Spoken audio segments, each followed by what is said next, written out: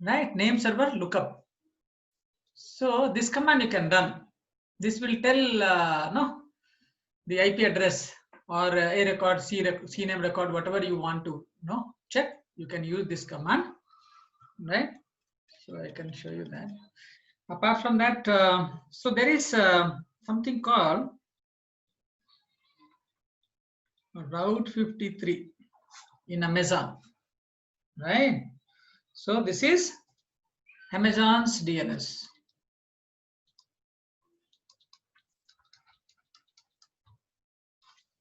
Okay, so whatever we know about DNS, so that is true here. And apart from that, there are a lot of other benefits, right? So this is Amazon's DNS, domain name system service, right? So this is global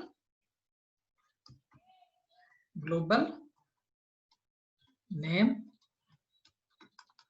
service. I'm audible to everyone? Yes, sir. Yes, Hari. Yeah. Okay.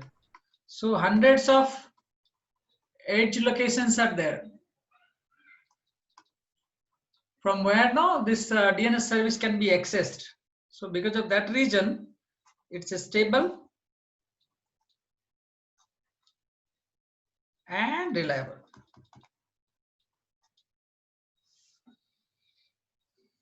Another benefit, this Route 53 is registered also. So what is the meaning of registrar? Registrar can, using the registrar, we can register domain. Mm. You heard about GoDaddy.com? Yeah, where you can publish your website. You can purchase your name of the website actually. Correct, correct.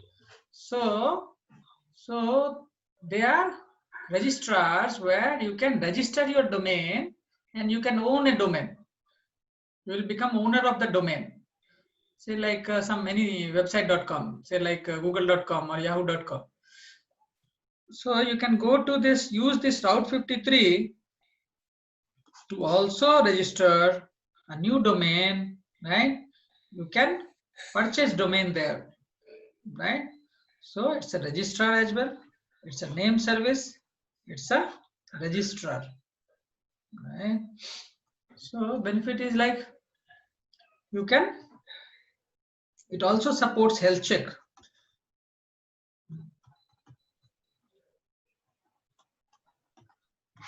It also supports health check. How it supports health check? Just think. Some HTTPS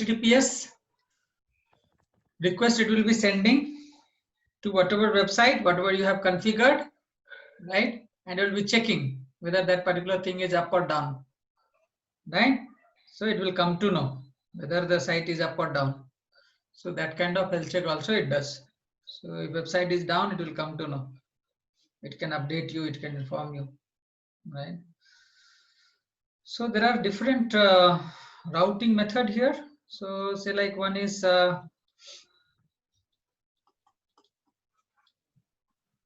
different routing methods are there with respect to something called geographic routing.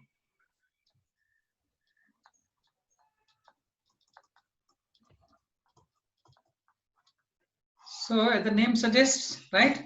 So this routing would be based on region, right?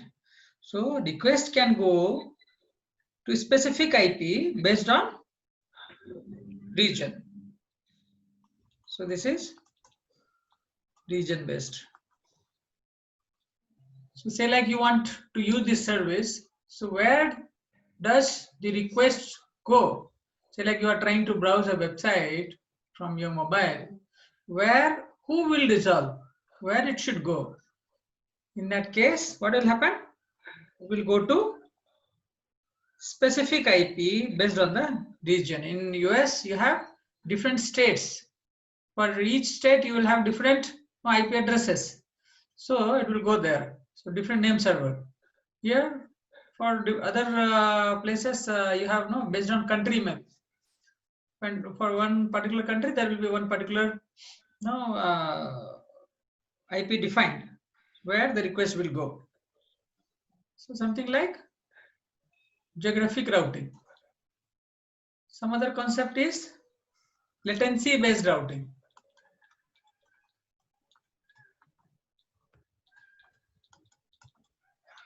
Latency based routing, what happens? See, if one IP address is little slow, it will go to another IP address based on the latency. Making sense? Okay. Yeah, it can forward end user request to an IP which will give the lowest latency. Lowest latency means fastest service. Making sense?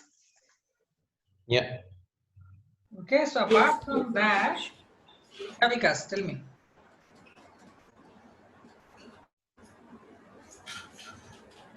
No, Hello. nothing, Harish. Okay. Hello. Yeah.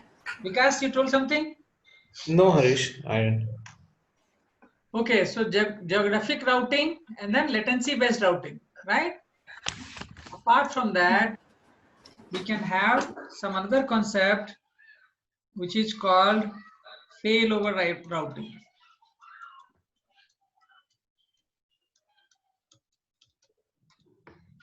So as the name suggests again, latency based means latency is less, but there only will go. Region based means your region, whatever.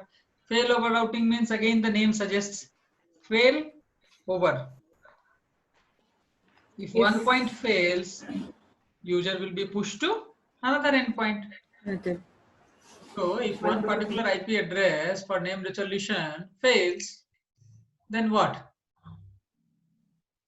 Then things should continue to work, right? So it will go to users can be pushed to another endpoint. So that is failover routing. Then there is a concept of weighted sets. Not important for your exams and all. Just for more knowledge, I'm just sharing. So weighted sets are there. So in this, what happens? Weighted as per the weight. As per the weight means what? Based on the utilization or the percentage, right? So some percentage of users will be pushed to another endpoint. Some percentage of users, say like 5% of user, will be pushed to new endpoint, right? Then some more can be pushed there, some more can be pushed there. So just like maybe when you are migrating from one old that endpoint to new endpoint, right? So that time this can be useful. This particular routing method can be useful, correct?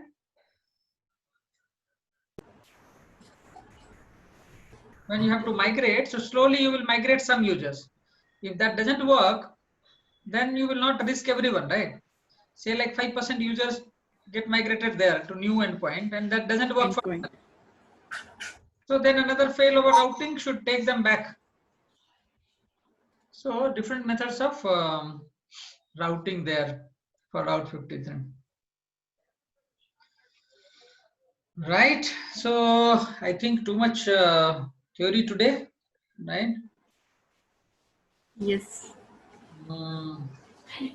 I had no choice other than this.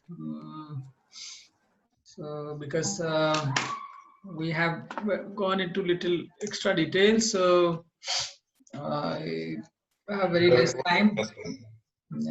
So theory also required, and so practical thing is like you can always practice. Maybe I'll show you demo for everything possibly, or I'll try to accommodate as much as hands-on is possible, and we will do demo as well, right? And you can always practice, and in case of confusion, you can refer to the video again, and you can just get help right? So little bit of introduction I'll do for database. Tomorrow I'll begin database because this is a very important topic, right? So tomorrow we also have to discuss about questions and patterns and how things come in examination, Yeah. right? And what all things are important, because we have discussed a lot of things. We have gone to command line and we have run commands like anything. So all those things are good, but just nobody will be, your hands-on is not going to be very useful there. However, hands-on is required, but they are not going to ask you any hands-on, right? So that is for your understanding and confidence, and once you do things, then you will have better understanding. So for that reason, right? Okay. Yeah. So apart from that, lot of things are there which are very theoretical, some kind of white paper, some kind of other stuffs.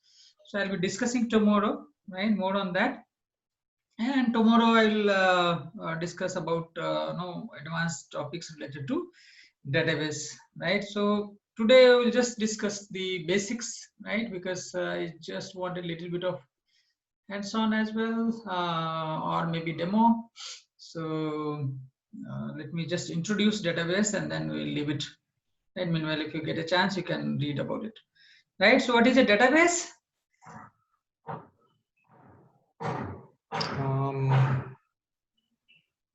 It's a system of storing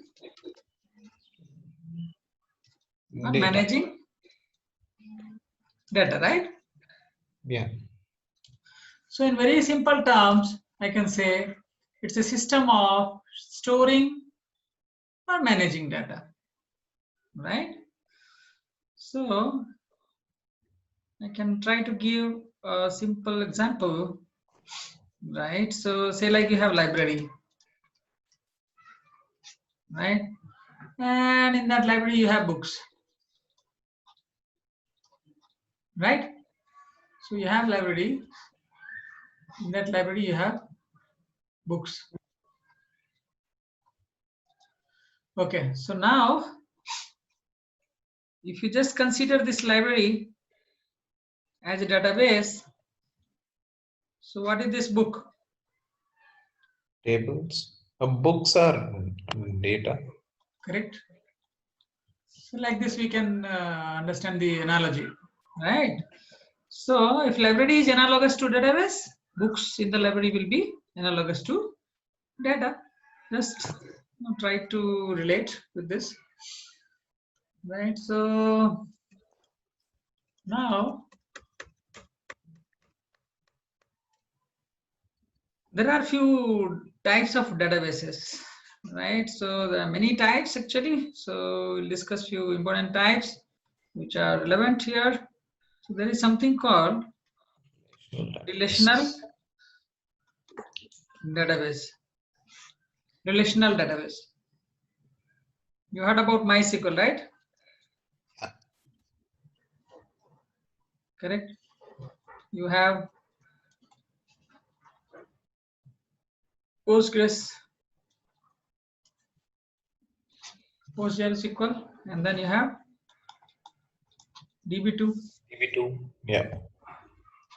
So all these things are there. So all these are relational database only. So what happens here, as the name suggests, right?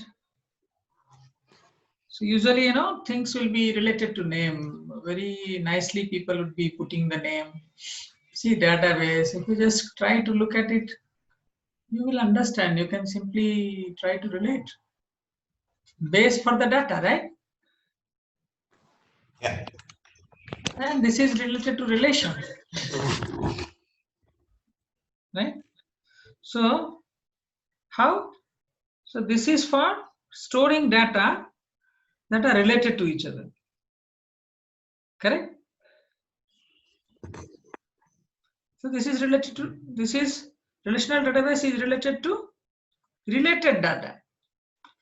So between the data, there is a relation. Say like one person is there, right? What is his height? What is his weight? What is his name? Right? All those details can be stored, those are related data to that particular entity, right? So all the items in this type of database are organized as table. So there will be rows and there will be columns, right? So relational database will be organized in tabular structure where there will be columns and rows, right? So it's good for no, it's flexible and it's efficient as well, right? So it's flexible and efficient. So this is good type of database. So there is something like distributed database. Again, as the name suggests.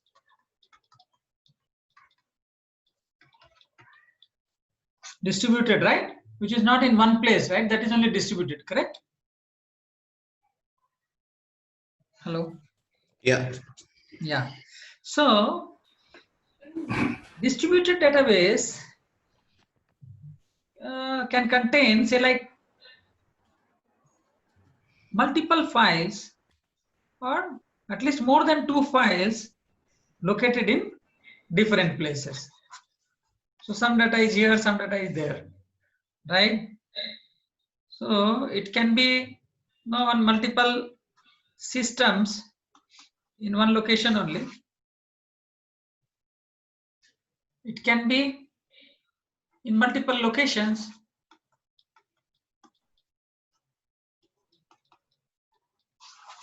Right? It can be in multiple locations.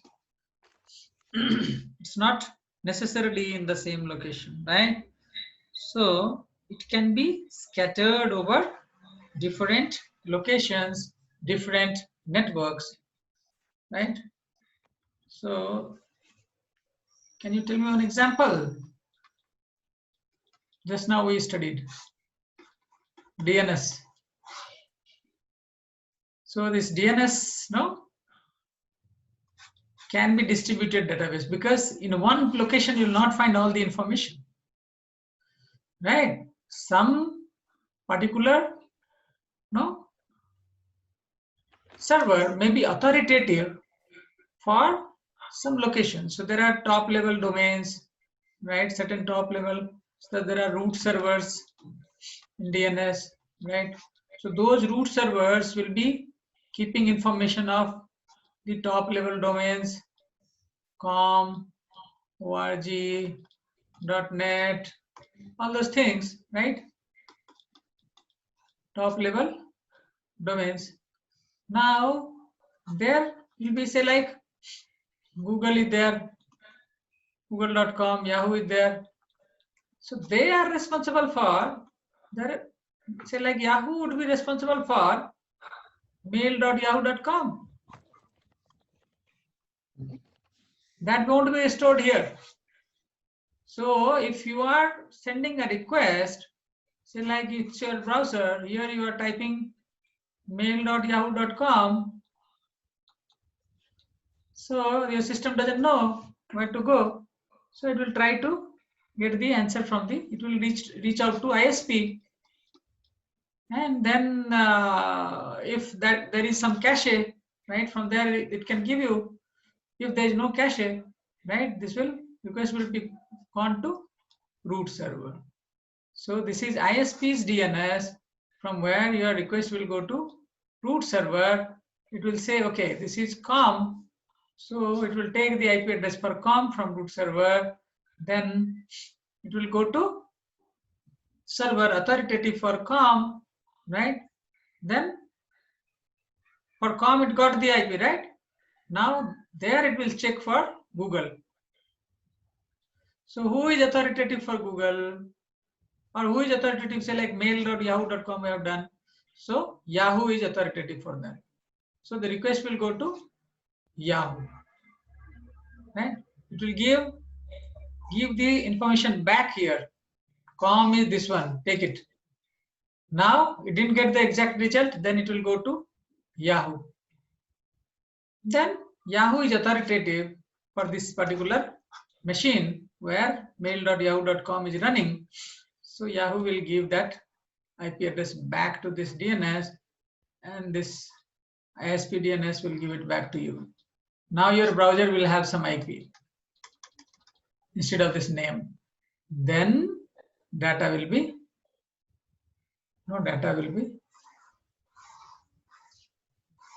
transferred from there. You can access your email. So that much story will happen in the background. So the request will go right to ISP DNS. From the root server, it will go to root server, will give that whatever is the top level domain thing to DNS. DNS will again go because there will be some recursive query. So that from your side to DNS side, because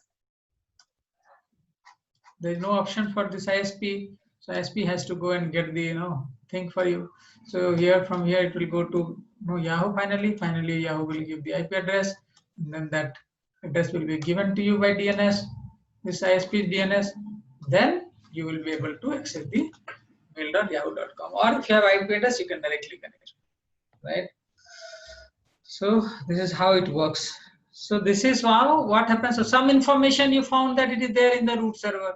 Some information is with Yahoo server. Some information related to Google is with Google. Some information related to Microsoft is with Microsoft. So whatever websites or whatever URLs are there, so whatever company, organization, whatever server is authoritative to answer for that, they will only answer, right? So its data is not stored in one location. So data is spread. So that is the beauty of DNS. So nothing fails here, right? So nothing fails here. For DNS, there is 100% availability.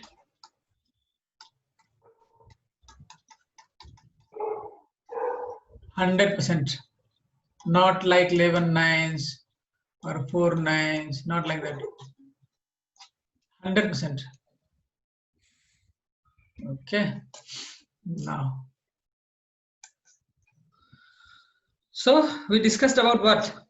Relational database. What is relational database? Where we have table, we have row, column, and all those concepts. Then we discussed about the distributed database, where data is distributed, right? You might also have heard about something called NoSQL.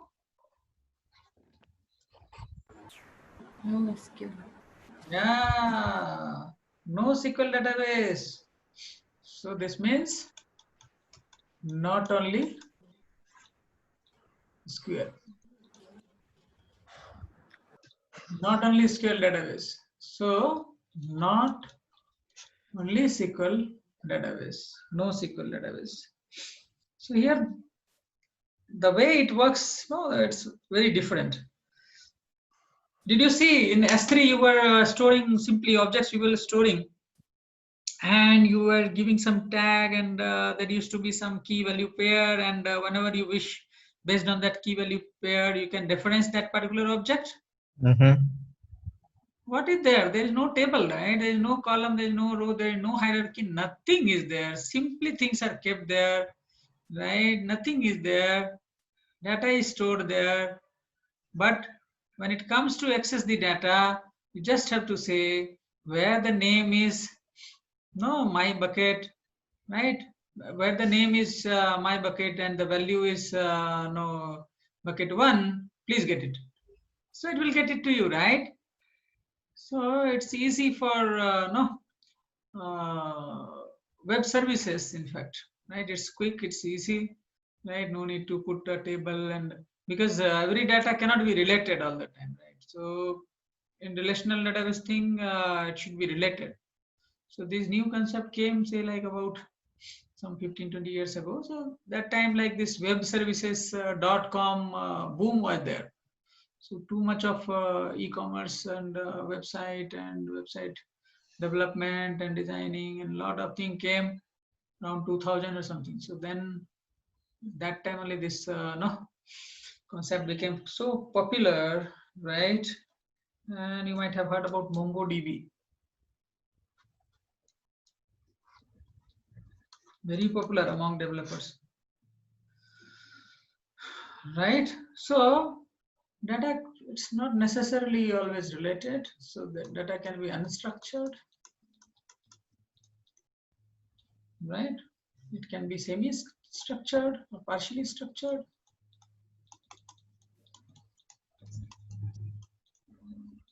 Right?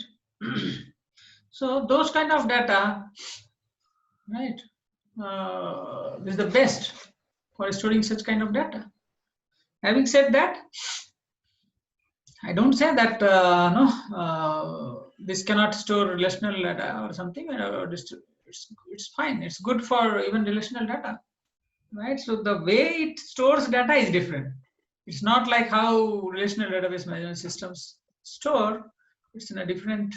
The approach is different here, but it's good, right? So they will not split the data. See, in relational data thing, you have to plan, right? You have one database, and then these many table will be there. So what will be the unique key there, right? Some unique key should be there, right? And then based on that unique key, there should be some data, right? Each cell should be full. You cannot leave anything vacant or something. So a lot of conditions and a lot of things will be there. So now all data should be related to this. So there should be relation made between this table and that table. There will be a master table, the master key. Lot of concepts there. So it's good for structured data. It's really efficient and good. So there's no doubt. However, for this type of unstructured and semi-structured data, NoSQL is good, right? So example I told you, right, how key value pair thing, right? So many such databases are there. So another one I can recall is called Redis, another thing, right? So fine, this is about some theoretical concepts. Now it's up to you. What if you wish, we can do some hands-on for EFS. You remember EFS is hands-on is pending. Yeah. So tell me if you want to do that. Yeah, that's fine for me. I'm okay. Okay. I think Urvashi is not there. Oh, she has already So, left. No, no, she's there. I was just. Oh, she's there. Okay, she's there. Okay. So I may have to go, but I am connected through. Okay, I'll try to finish within half an hour. No, that small. I can topic. go into recording. That's not an issue. Pardon? I will look into the recordings actually, because it's quite urgent actually. I have to go, but I will be connected through phone. I won't be Okay. connected through the laptop, so I won't be able to do hands-on. Not an issue. That is like that hands-on will be very simple, and already we are recording, right? Yeah, The recording is going on. So what you can do, you can refer step by step. You can just simply replicate that. What we will do today, we'll create one EFS, right? And then we will try to access it. That's it. Nothing much more, right? So we'll try that one, right? And you can also, whenever you get time, you can do it. Yeah, not an issue. So anytime, if you no need that time, you can leave. It's no problem. This is not minimizing. Okay, so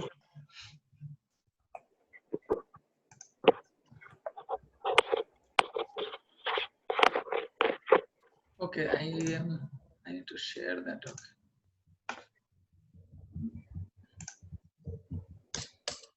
Okay, so I'm sharing my screen. So please see this.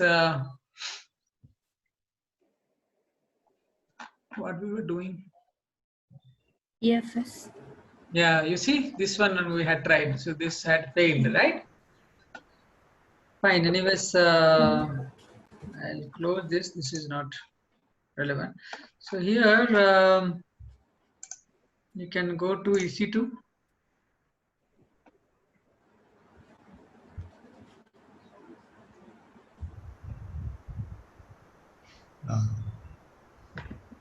So let me know if all of you can go to EC2 and try to create that, what do you call, EFS, try to initiate that instance and then try to attach that EFS thing. You can create that EFS. Maybe meanwhile it comes up, we can do something.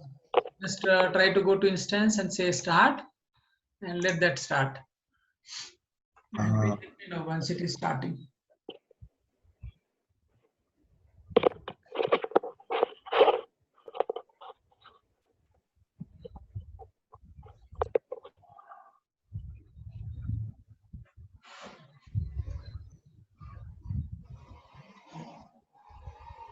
Because you're trying to start that instance, right?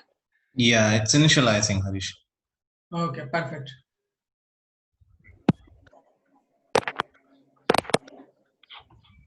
So everyone started. Paksha, you started that? Yes, Harish. Even for me, it's initializing.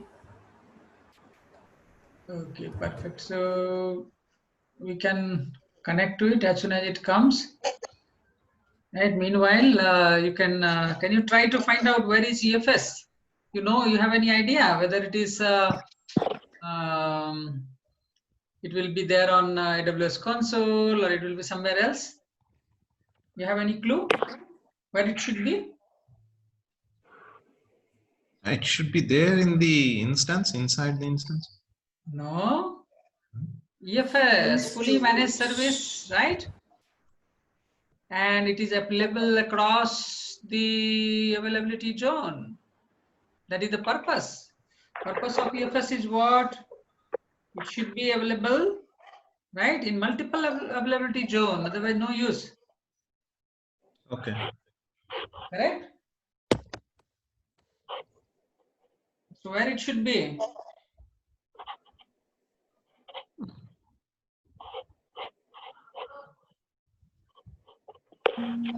AWS console. So you need to search, so we have been doing a lot of stuff. So by now you should be comfortable in finding where is what. So now you just, one thing is to find in the AWS management console. Another place is like you can go in EC2 and you can look for it, right? Or whatever components we are one by one we are learning, database or say like networking or security, right? Like that you have to try to find it.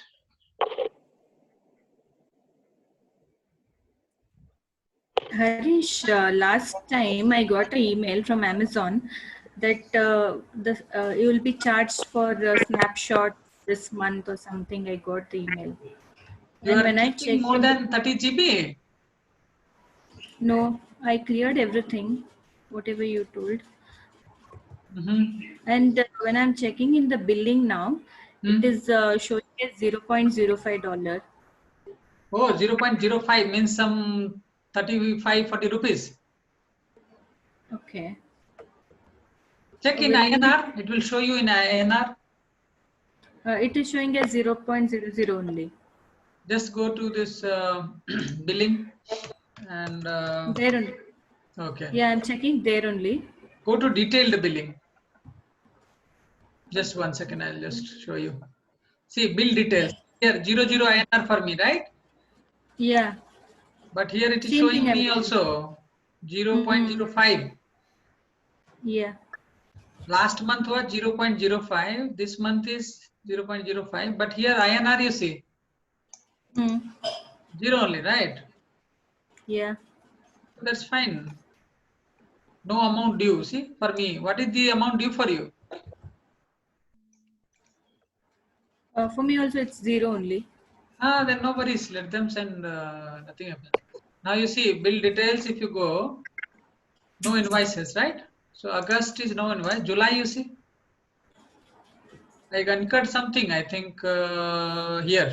You see, I also incurred for EC2. North Virginia, no. Ohio, I got something. So what I used was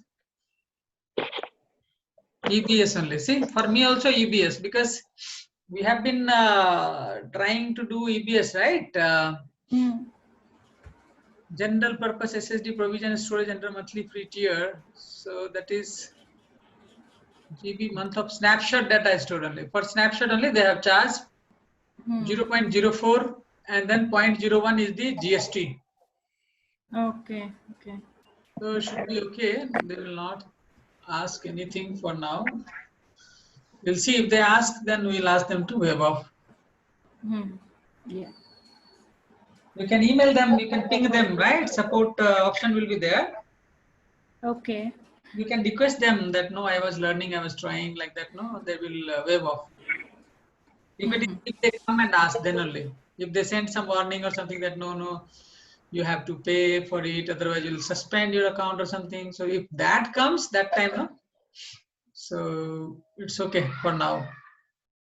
That snapshot, should we delete it now? You have not deleted yet? I think those two snapshot which are automatically created for this Apache, right? That are there. Other than that, everything I have deleted. Oh, 1 minute. Let me see for me. What is that? Services. EC2. Snapshots. Yeah, I think for this one,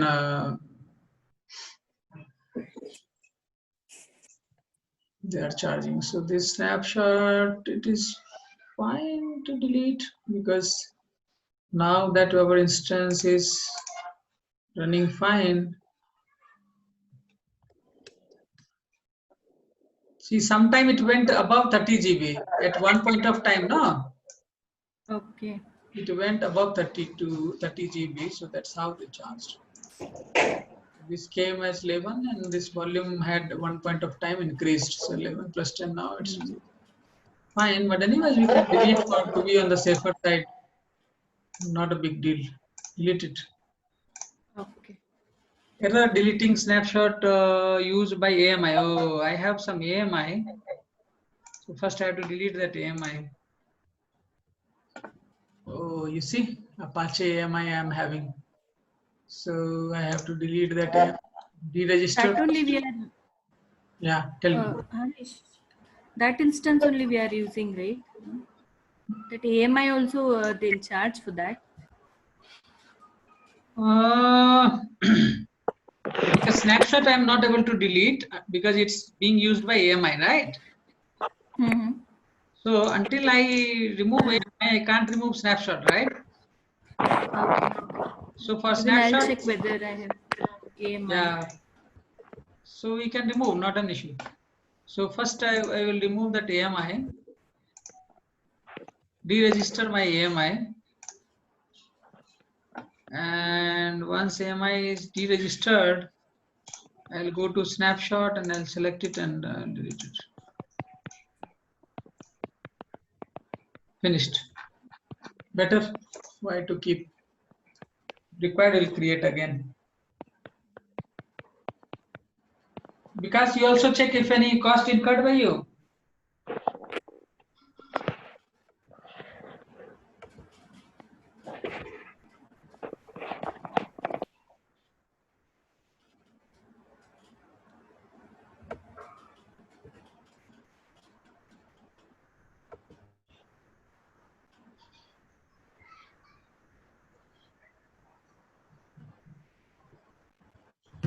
Okay. So you see here you don't find that EFS or something. Now you I can go think to. Vikas dropped off. Oh, is it? Again, he joined. He's joining now, maybe. Harish, sorry, my UPS turned off. I don't know, for some Oh, reason. okay, no problem, no Back again. problem. No problem. So, fine. Then we were checking the billing section and all. So, any cost incurred for you? Billing you can check. No, Harish, I'm good. It's 0.00 as how you said it for EBS, $0.04 is gone, but they have not charged me. Okay, okay, perfect. So you can. But I got one more email from AWS saying 85% of your storage is over. It's a warning message. For that particular month, because Yes, 30 yes. GB is your limitation, Correct. and you might have utilized around say like 80%. 21. Yeah, 21, 20. So because of that, and sometimes you might have created more bigger volume and then smaller volume sometimes, so they might have taken average. Yeah. Okay, so what you do now, you just go to console and look for EFS. Just a second.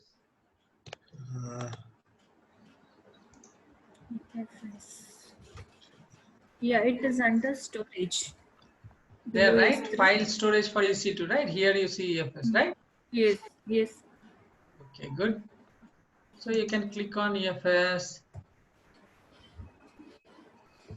right? So what does it say? Amazon Elastic File System, Scalable Elastic Cloud Native NFS File System, right? So actually this is very costly, very costly. Costlier than any of the EBS, in fact. Okay. Yeah, this is really costly. If you consider all the parameters, this comes very high cost actually. Okay, so here also you have a lot of options. Infrequent access storage. See, they're telling infrequent access storage $0.025 per GB. Standard storage this much. Infrequent access is this much. It provision throughput is $6 per MBUC. So throughput will be like this. So we need to be very careful. I think 5 GB we are having. Okay. So not an issue for us. Right. So here you have option, right? Create file system. You see create file system here. Yeah. Yes. Click on that.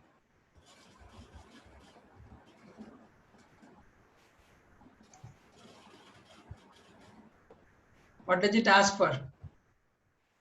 Name and VPC. Okay. Default So VPC what? is there already. Yeah, you can give some name, right? But you see some default VPC is there, right? So you can why not create a VPC before we begin with this, right? What do you say? Yeah, we'll do that. So what do you want to do? Want to create VPC, then create subnet. In that VPC, you want to, then again, you have to launch instance. Yeah, we'll do that. But you don't have much time. So, at least we can see the demo. Okay, so what we can do here, I can see, now you know the location, right, for EFS, correct? So yes. quickly you just browse through it, don't waste time here, just simply give some name, right? Okay. You say test EFS something and same VPC or something, you just click on create and you see this file system is there, correct? And by default, this is encrypted, right? Okay. So it is creating, it's available now, you see. Correct. So what do you see here? Total size is 6 KB. Size in EFS standard is KB. So it is like nothing, 0 byte only. So no charges for now. Now reduce your storage price by this GB per month. Now if you put something, right, then it will keep on stretching. So this is like It can automatically shrink, it can automatically, expand. So this is just like your S3. Just like S3. So simply keep on putting things. The only thing is this is NFS. So through NFS, you can mount it in the instance. So that is the part, that is the benefit. So anyways, now what we will do is let's do that VPC part also. So fine. This is simple. The only thing is you need to know how to mount it, right? So that we can do. But now you just let's go to here. Just see VPC.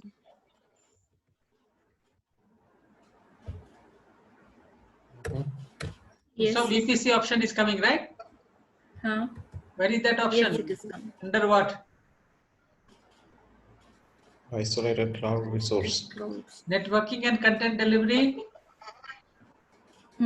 Okay. Correct? Yes. Under networking and content delivery, it is there, right? VPC. Yeah. Yes, it is there. Yeah. Yeah. So you can see VPC, CloudFront, Route 53, right? Direct Connect, API Gateway. So these things, all these things are coming here. Global Accelerator. Now here you just choose that VPC. Once you choose VPC, whatever you have learned, right, that you can do. Okay. So what you can do here? No VPC for me. I clicked on your VPC. There is one VPC that is by default comes, right? So that VPC is there. For Ohio region, I am logged into. I'm the owner. And this is one VPC I'm having. You look at the CIDR, try to relate. You see 172.31.0.0/16. How many IP addresses here possible? Wow. 65,000. Yeah, correct. Exactly. You can see, you can understand the picture, right? Yeah. Yes, Harish. Okay. Yeah. So you click on create VPC, or you can see if you wish. If you don't want to do, you can just see here. You can guide me. So look at this VPC. A VPC is an isolated portion of the AWS cloud populated by AWS objects, such as EC2 instances. You must specify an IPv4 address range in your VPC. Specify CIDR, classless inter-domain routing, right? So for example, this particular range, you remember we were choosing this one for our VPC. Yeah. So let's choose that one. See that giving example, right? Here they are giving example like 24. Let's take this one. These many IP addresses. Now name tag you can give non-default VPC 1. So we have one default VPC. This is non-default VPC. Is that okay? Now I'm saying no IPv6 CIDR block, tenancy, let it be default. Now you just say create. Following VPC was created. So this is as simple as that. Simply you created the VPC. So now we have two VPCs, right? You see here 172.31.0.0/16. This is by default VPC created earlier by the system. It was given to me by system. You see default is written, correct? Yes. Here it is saying default yes, and ours you see default no. See the first one, which is my VPC non-default. Here it says default no. It's not default VPC. The below one is default VPC. So this one is default VPC. Then I will just give name also. Default VPC. Right. So now this is default. Let's say VPC. Default VPC. So this is my non-default VPC. If I see action, so you see delete VPC, edit CIDRs, create flow log or something. Edit DNS resolution, edit DNS hostname, edit. So you have option like edit CIDR. So whatever you have given this, this is associated, you can add more CIDR, or you can edit it, or you can do some changes here as of now. But later on, it will not make any sense to change, right? So now you go after VPC creation. What we learned? Subnet, right? Subnet. So in the subnet, you see that default VPC, default VPC, default VPC. So there are 3 subnets. no 3 subnets. 3 subnets, yeah, correct. We have 3 subnets. Who created it? By default, default VPC.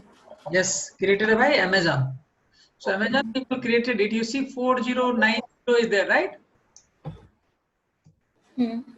So available IP address is 4090, 4090, and here 4089 only, right? Yeah. We were discussing, no, it should be 4096 or something, right?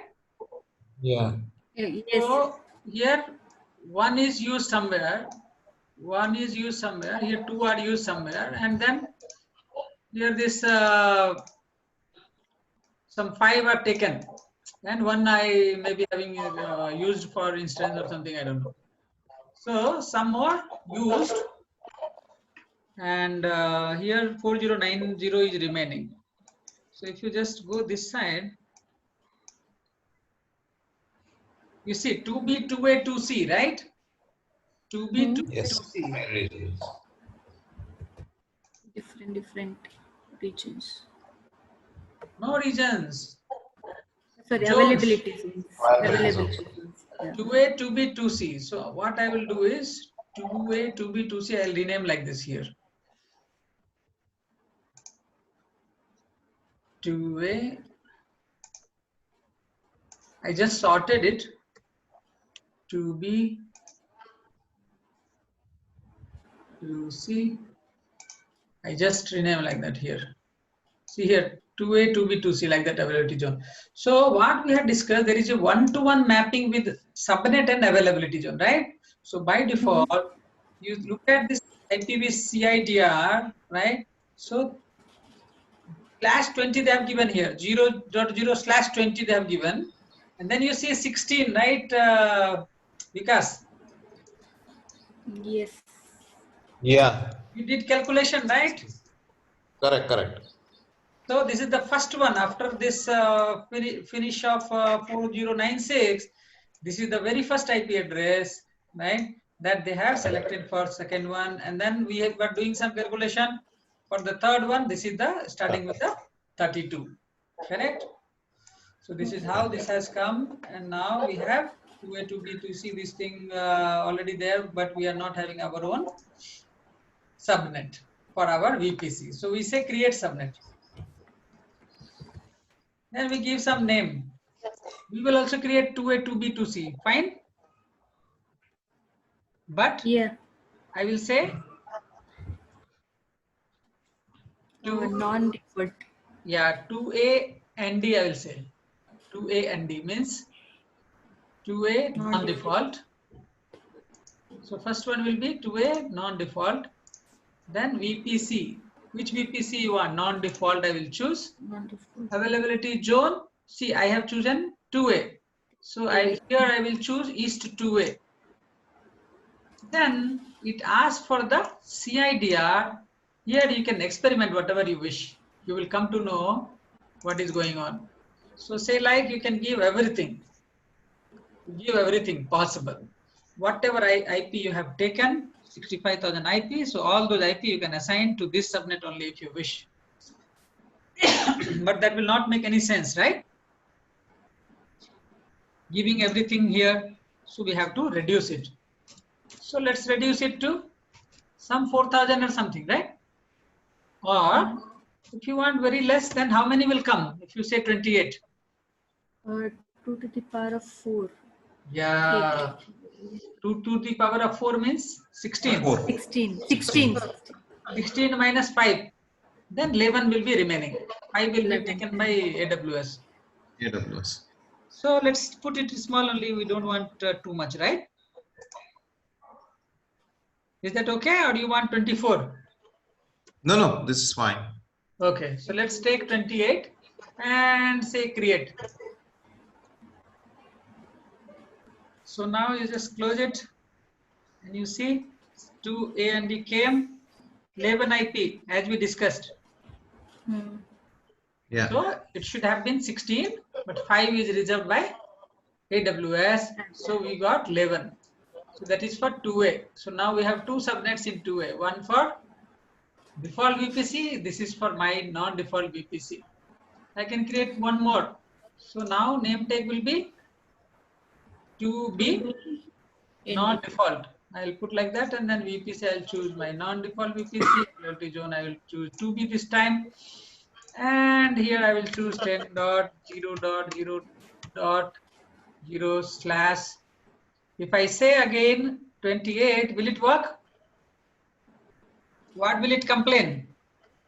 This range has already been taken or something. I will click outside and say CIDR address overlaps with existing subnet CIDR. So another subnet is there that has taken. Why are you taking the same subnet again? Not possible. Yeah. So here we have to be. So this 28 means if I tell me the number that I put here and it should work. 10.0.1. No. See only 0.1.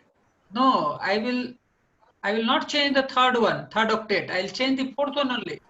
Because only 16 have been taken, right? 0 to 15 have been taken. Yes. If I say 16, it should work. Tell me, Vikas, what do you say? If I click outside with that, if it doesn't complain, means we are good. Let me click outside. You see, I clicked and it didn't complain. Means what? And you just see, I will make it 15. And now I will click outside. Will it complain or not? It should complain. Yes, it will. You see? Because whatever is your calculation, that is perfect. So exactly 0 to 15 means total 16 have been taken and 16th one is free in the fourth one. So this is very small subnet, right? With some 11, with only 16 IPs. So now again that will come filtered one. See 11 IPs came 00.16. So starting from 16 this is, right? Then I'll create one more. And I'll say 2C and D. And then here I'll choose non-default. Here I will, what should I choose? 10.0.0. Which one I can take? 32. 32, yes. Dot 0/28. Apeksha, will it complain? No, Harish, no. If I make it 31, then? It will. Correct. No. You see? It cried. 16. Oh, then what should I do? 16th is consumed. Yeah. And then is 32 also consumed? 32 is consumed, yes. But it is telling must be valid. Is there any typo? You see typo. Yeah. There is a typo actually. Okay. Now it will not complain or complain? It should not.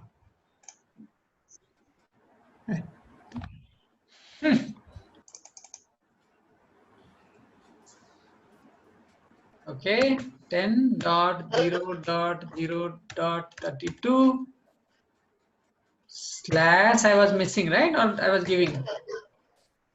See, it's not complaining. I was giving additional 0, I think. Okay. So 16 to 31 will be 31 60. was. So if we give 31, it should complain, right? Yeah. Yes. Okay, so if we say 32, it should not complain. Correct. Correct only. So whatever is our calculation, that is absolutely Correct. correct. So fine. Now that this subnet is also created, so we have how many subnets? Total 6 subnets. So 3 we are having, 3 earlier were there, right? So now let's look at the route table. After subnet, what did we see? Route table, right? So look at the route table. The route table, you see this side, there is one VPC ID default and one is non-default. So if you look at the default one, so you will see CIDR block. You see the description. This is the description. CIDR block. CIDR is this 16 associated. This one is associated. Now IPv4 is 31.0.16 and you have main route table, this one. Okay, so click on that main route table. VPC ID is there, and here you will have routes option. See this route. So what happens here is one route is for local, whatever is the CIDR address for VPC, right? 16. So for entire VPC, this is the target status is active, and for rest of the IPs, right, for connecting to internet, any other request from anywhere will be going to internet gateway. So this is internet gateway actually. So I will show you, I'll just open it here and show you that is internet gateway. See, this is internet gateway. Right? So like this you have to find out. Now, if you go and see the routing table for your machine, so this is the non-default one.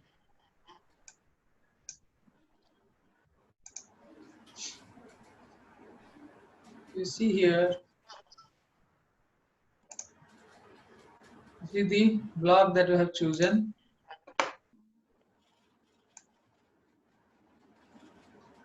This is the main route table. There will be one main route table. There can be custom route table also. So you go to main route table and you see, look at the route. What is written here by default? Only CIDR for our VPC only, right? Yeah. Yes. Is there any 00 thing written here? No, right? No. No. So you cannot, if you create one EC2 instance by default, you cannot reach out to internet from that instance. Okay. Okay. So how you can access? You have to go to edit route, click on add route.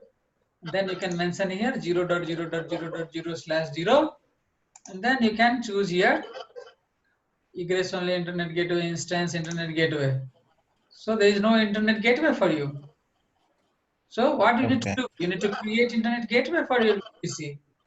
Because we have discussed, right? VPC, for VPC we can create internet gateway. So there is no internet gateway. By default, whatever VPC you have created, that is like no, totally private, isolated. Nothing is there. So if you want that to access internet, you need to create one internet gateway, right? So all these things like this you have to explore, right? So where is that internet gateway? Here is the internet gateway. So this is one internet gateway where it is attached to default VPC. You can create another internet gateway. You can say non-default internet gateway, non-default NDIG, and you can say create internet gateway. That internet gateway is created. Correct? You can say attached to VPC. Simply attach to VPC. You can choose your own non-default VPC, right? And you can say attach internet gateway. So that internet gateway is attached to your VPC now. Now you go to route table. In the route table, you have non-default, right? You click it, then you have route. So you want to change the route, add route. So here you can say 0.0. See, this thing came as soon as I was typing. Here you can try and you can see that internet gateway, it came, right? See, non-default internet gateway I just created came, no? This is free only. So you can safely use it. Just take it and you can say save routes. Now route successfully edited. So you have the route here added through your internet gateway, right? Now through your internet gateway, this particular subnet can try to go outside, right? Correct? Yeah. Yeah. Okay. So now there can be some kind of private subnet where you don't want that to go like this. So you can create a NAT gateway. So there is a concept of NAT gateway. You heard about network address translation? NAT gateway, anybody heard? NAT gateway, some concept of NAT gateway? No. Okay. So there is, if you have a situation where you have some kind of environment which doesn't have access to internet, you are not supposed to access internet from that particular subnet, right? But there is a need where you want your server, one particular server, to be patched, or you want one server to download patches so that it can help all remaining servers. So only one server you want to allow, right, which can go to internet and which can download the patches from, say, like one particular place, right? So in that case, what will happen? You have to allow that through NAT gateway. You don't want to directly give the internet to that machine. However, what you want to do is you just want to allow it to access it using the NAT gateway. So where will be NAT gateway? NAT gateway will be in public subnet. Getting it? So NAT gateway will be in public subnet and your machine will be in private subnet. So your machine will contact NAT gateway, right? That I need this and that from the internet, and then NAT gateway will allow to go out, right, with the NATed address, right? Translated address, different address, which won't be, your machine will not be identifiable, right? So it will fetch whatever is needed and will just again you will get it, whatever you need, right? So NAT gateway linked to public subnet, and it will allow your instance, which is there in private subnet, to connect to the internet and receive whatever information, whatever patches, whatever things you need. Still you are in private subnet, still you are able to get it, right? So just most important thing to note here is NAT gateway service is always placed in public subnet, right? And most importantly, it should have elastic IP address. You see, allocate elastic IP address option is there, right? This is mandatory. I think last time we could not allocate elastic IP address. So here also only you are having option. You can directly allocate, but I think leave it for the day because again the costs are involved for elastic IP address if you do not use it. Correct? Yeah. So Yeah. today we are already late, right? So I think we can stop here, right? And then at a later stage you can try this, but it should be in use. Actually, this, but again, for NAT gateway, it is chargeable. It's Okay. chargeable only. Yeah, this is chargeable. Internet gateway is free. This is chargeable, but what you can do, you can quickly test it and you can release it. So whenever you have enough time, so simply you just go and choose your subnet. So which subnet you want it to, say, like non-default VPC to be 2C and D. I'll choose 2C and D. So 2C and D, whatever is there. So that I have chosen elastic IP allocation. There is nothing. So it will always take elastic IP, this NAT gateway. So you simply have to allocate, click on allocate, and then you can create a NAT gateway. So say like, no, I am taking it.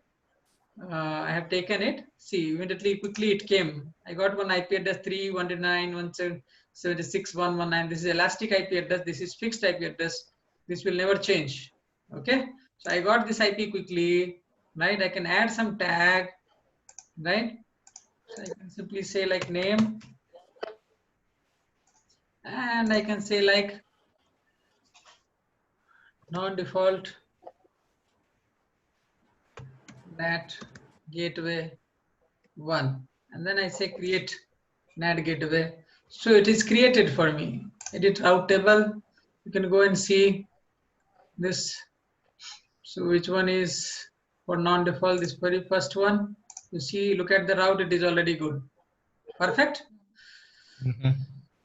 So now, based on the given situation, where you have this route table added, which is connecting through internet gateway to the outside world, right? Now you can try to access the internet. How will you test it? You just create one EC2 instance. Don't give any public IP address, right?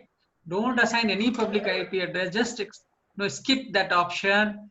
Let the instance be created, right? And in one instance, you do like that. Another instance you create where you give public IP address, right? And you connect to that instance privately. Look at the private IP address of the instance where you have not given public IP address. No, try to SSH using the private IP address. And once you SSH, right, you try to access internet, right? So if you are able to access it, that means successfully you are able to use the NAT gateway concept. But it won't happen directly. You have to add some route. Again, you have to add some route on your machine for the NAT gateway. So just you need to change the default route, or you need to add some route so that your data, any request, right, from your machine for the internet will be forwarded to the NAT gateway, that particular IP. From there, the request will go to internet, right? So that's it. That is how this NAT service works. Okay, so we'll wind up for the day, right? So it has been too long for you all, right? Sorry for the long, like sessions, right? And Actually, we should thank you for detailed explanation. Yeah. okay, thank you so much. So fine. So tomorrow, we can do that, and you can always practice, right? And you can try to, as much as study, you can do some hands-on. You can do any kind of confusion, any kind of learning, anything will be needed. You can check with Devashish, right? So maybe I can guide if he can connect to me for any help even after the course. So I should be able to help. Like personally, like my time will be there, right? So that's, yeah, so that's not an issue. I can find out time, maybe whatever a little bit of time, but whatever doubts you will have, whatever practices you will make, so whatever any kind of particular topic you need some help, any question you need some help, so you can approach to Devashish, and I'll be helping. Okay, so okay, you can take rest and get ready for tomorrow. Thank you. You can, you have not created any gateway or something, right? No, we just started the instance. I'll just Yeah, stop you can it. shut down the instance and yeah. Apeksha, you have also not. EFS also I can. Pardon? EFS I can delete, right, Harish? EFS, whatever we have created. Yeah, fine. If you can delete it, will again take another moment to create it. You can delete it. Okay. Yeah. Yeah, up to 5 GB they are giving, but it's fine. You can. Yeah. Okay. So Yeah. you can delete EFS and then you can shut down that instance. Okay. Okay. Thank you. Thank you so much. Thanks. Thanks, Harish. Yeah. Thank you. Thank you. Bye bye. Thank you. Bye. That's all. Bye. Bye. Bye. Bye.